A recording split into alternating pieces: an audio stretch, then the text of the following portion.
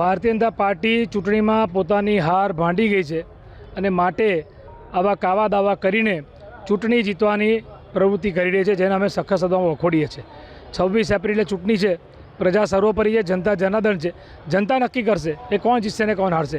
પરંતુ જે રીતે વાતાવરણ વડોદરા શહેરમાં બન્યું છે ભાજપના વિરુદ્ધમાં, કારણ કે આ ભાજપના નેતાઓએ વડોદરાને ખાડોદરા બનાવ્યું, મચ્છરોની નગરી બનાવી, ભ્રષ્ટાચાર કર્યો છે, ત્યારે પ્રજા પરિવર્તન ઝંખી રહી છે અને કોંગ્રેસ પાર્ટી એનો વિકલ્પ છે। ત્યારે આ કોંગ્રેસના ઉમેદવારોને ટાર્ગેટ કરીને આ લોકોએ આવી રીતે ધાકધમકી કે લાલચ આપી હોય એવું અમને લાગી રહ્યું છે। વોર્ડ 11ના જે ઉમેદવાર અમારા હતા કનુભાઈ, એમની સામે ભાજપના જે મોટા દિગ્ગજ નેતા જમીનના સોદાગર છે, એમના સુપુત્ર ચૂંટણી લડી રહ્યા છે, એટલે જગ જાહેર વાત છે, તમે જાણી શકો છો।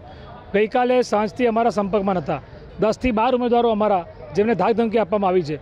પોલીસના અધિકારીઓ એમના નંબર માંગે, પોલીસના અધિકારીઓ એમના લોકેશન શોધે, એટલે પોલીસે શું લેવા દેવા? આ ચૂંટણી તમે નિષ્પક્ષ છે, તમે પોલીસને આગળ કરીને ચૂંટણી જીતવા માંગો છો? કેટલાક અસામાયિક તત્વોએ અમારા ઉમેદવારોને ફોન કર્યા, 10 થી 12 લોકોને અમારે અજ્ઞાત સ્થળ પર મૂકવા પડ્યા। આજે પણ અમારા વોર્ડ નંબર 2ના એક બેન છે, અમારા સંપર્કમાં હજુ પણ નથી। આગામી રણનીતિ શું રહેશે? રણનીતિ તો વડોદરાની પ્રજાએ નક્કી કરી છે। આ ચૂંટણી જે છે એ ભારતીય જનતા પાર્ટી જે ભ્રષ્ટાચારી જનતા પાર્ટીની સામે વડોદરાની પ્રજા લડી રહી છે અને કોંગ્રેસ પાર્ટી પ્રજાનો અવાજ બનીને આવનારી ચૂંટણી અમે જીતવાના છે। આ લોકો ગમે તેટલા સામ દામ દંડ ભેદ કરે, ગમે તેટલા કાવા દાવા કરે, પ્રજાએ મન બનાવ્યું છે કે કોંગ્રેસ જીતાડીશું અને અમે સત્તામાં આવીશું, એમનો વિશ્વાસ છે અને આ ભાજપનો ગરબો આ વડોદરાની પ્રજા ઘેર કરશે।